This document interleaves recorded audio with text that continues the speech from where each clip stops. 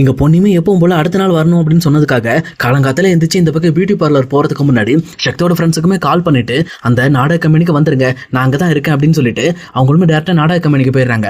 அப்போ எப்பவும் போல பொண்ணுமே வெளியில உட்காந்துட்டு இருக்கிறத பார்த்து அந்த வயசான தாத்தாவுமே என்னாச்சுமா எதுக்காக வந்திருக்கீங்க அப்படின்னு சொல்லி கேட்கிறப்போ, ஐயா நேற்று வந்தங்களா ஐயா, நாடகம் நடிக்கிற ஒருத்தரோட அட்ரஸும் ஃபோன் நம்பரும் வேணும்னு சொன்னாலங்க அப்படின்னு சொல்லி சொல்றாங்க.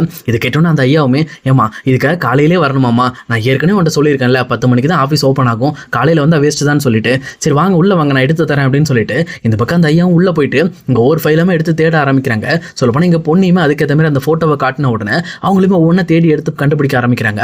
அப்போ கரெக்டாக இந்த பக்கம் அவங்களோட அட்ரஸ் டீட்டெயிலையுமே கண்டுபிடிச்சிட்டு, இங்கே பாருமா நீங்கள் ஃபோட்டோ காட்டினீங்கல்ல அவங்களோட அட்ரஸ் டீட்டெயில் இதுதான், இதான் அட்ரஸ், இதான் ஃபோன் நம்பர் அப்படின்னு சொல்லிட்டு இந்த பக்கம் எல்லா டீட்டெயிலுமே பக்காவாக இந்த பக்கம் பொண்ணுக்கிட்ட கொடுக்குறாங்க.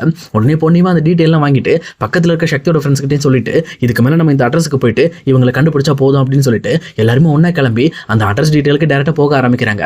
அங்கே போய் இந்த பக்கம் போய் பார்த்ததுக்கப்புறம் தான் தெரியுது அந்த வீடுமே பூட்டி இருக்கு. இதை பார்த்துட்டு எங்கள் பொண்ணையுமே பயங்கரமாக ஷாக் ஆகுறாங்க. என்னென்ன இது, இந்த மாதிரி வீடு பூட்டி இருக்கு, நம்ம எப்படி கேட்கறது, யார்கிட்ட போய் கேட்கறது அப்படின்னு சொல்லி கேட்குறாங்க. உடனே இது கேட்டாங்க சக்தியோட ஃப்ரெண்ட்ஸுமே, இருமா நான் பக்கத்தில் விசாரிக்கிறேன்னு சொல்லிட்டு அங்கே பக்கத்தில் இருக்க ஒருத்தட்ட கேட்குறாங்க, இந்த வீடு எங்கே பூட்டி இருக்கு அப்படின்னு சொல்லி கேட்குறப்போ, ஏன் தம்பி இது என்னோட வீடு தான், என்ன பிரச்சனை அப்படின்னு சொல்லி கேட்குறாங்க.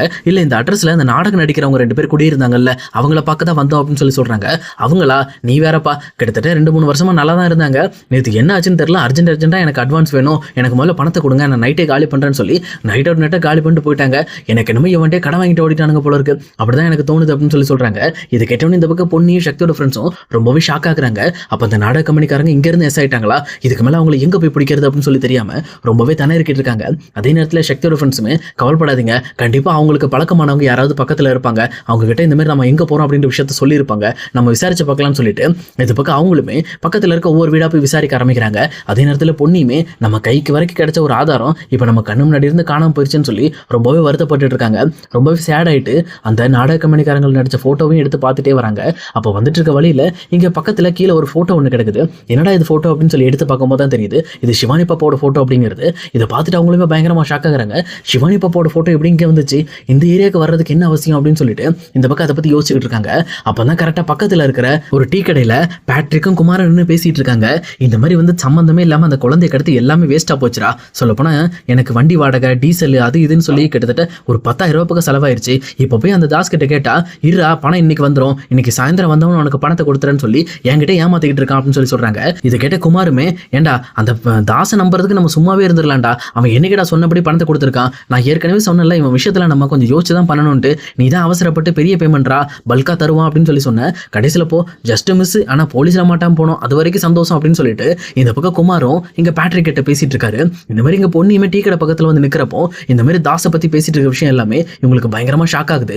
அதே நேரத்தில் இங்கே குமாருமே பேட்ரிக் கிட்ட, ஆமாண்டா எதுக்காக இந்த குழந்தைய இந்த மாதிரி தாஸ் கடத்த சொன்னா, என்ன பிரச்சனை, ஏதோ பிளாக்மெயில் இஷ்யூன்னு சொன்னா, பட் ஆனால் எதுக்காக பிளாக்மெயிலுக்கு குழந்தைய கடத்தணும், அது மட்டும் இல்லாமல் குழந்தைய கடத்தியாச்சு ஓகே அது வேற மேட்ரு, ஆனால் அந்த குடும்பத்துக்கிட்ட ஏன் இவன் பணம் கேட்காம இருந்தான் அப்படின்னு சொல்லி பேசிட்டு இருக்காங்க.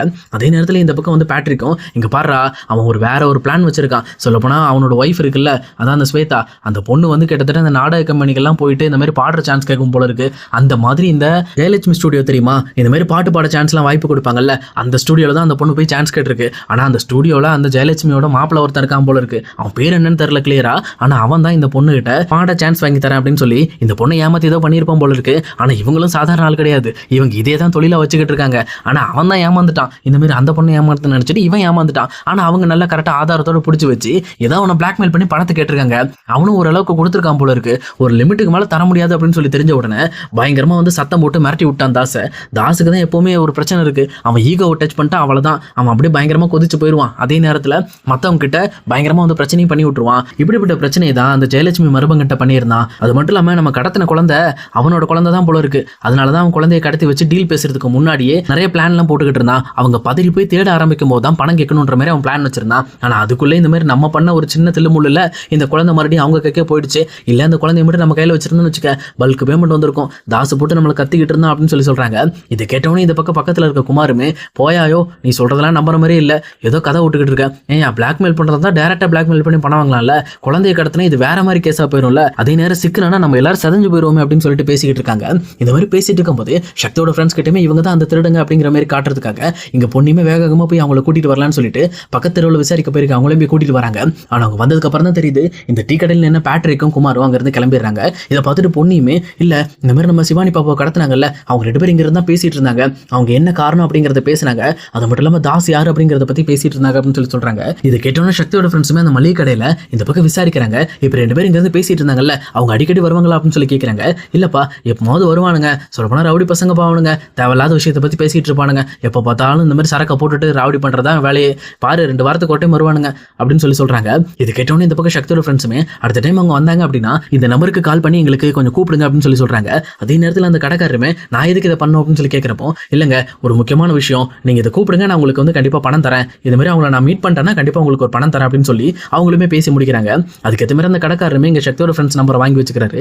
இன்னொரு பக்கம் எங்க பொண்ணியுமே வீட்டுக்கு போகும்போது சக்தியோட ஃப்ரெண்ட்ஸுமே இங்க பாருங்க பொன்னி, எனக்கு தெரிஞ்ச வரைக்கும் நீங்க சொல்றபடி அப்ப கண்டிப்பா அங்க மியூசிக் ஸ்டுடியோல இருக்கிற ரெக்கார்டை எடுத்துட்டா தெரிஞ்சு போயிடும். ஏன்னா நீங்க சொன்ன மாதிரி அந்த ஸ்வேதான்ற பொண்ணு தானே வாய்ப்பு கேட்டு வந்திருக்கா, அப்ப அவளோட பேரை வச்சு நம்ம கண்டிப்பா கண்டுபிடிச்சிடலாம். அது மட்டும் இல்லாம அந்த பொண்ணை நீங்க நேரில் வேற பார்த்துருக்கீங்க, அப்ப அங்க ஆல்ரெடி போட்டோ ஃபுட்டேஜ் எல்லாம் இருக்கும், அதை நீங்க பார்த்துட்டு அதுக்கப்புறம் அந்த பொண்ணோட ஃபோன் நம்பர் அட்ரஸ் வாங்கி அங்க போய் செக் பண்ணாங்கன்னா இவங்க எதுக்காக சிவானி பாப்பாவை கடத்தினாங்க, அது மட்டும் இல்லாம உங்க கடத்தினதுக்கு ஒரு சரியான தண்டனையும் கொடுத்துடலாம் அப்படின்னு சொல்றாங்க. இதை கேட்டோன்னே இந்த பக்கம் பொண்ணுமே யோசிச்சுக்கிட்டு எப்பவும் போல வீட்டுக்கு போயிட்டு இருக்காங்க.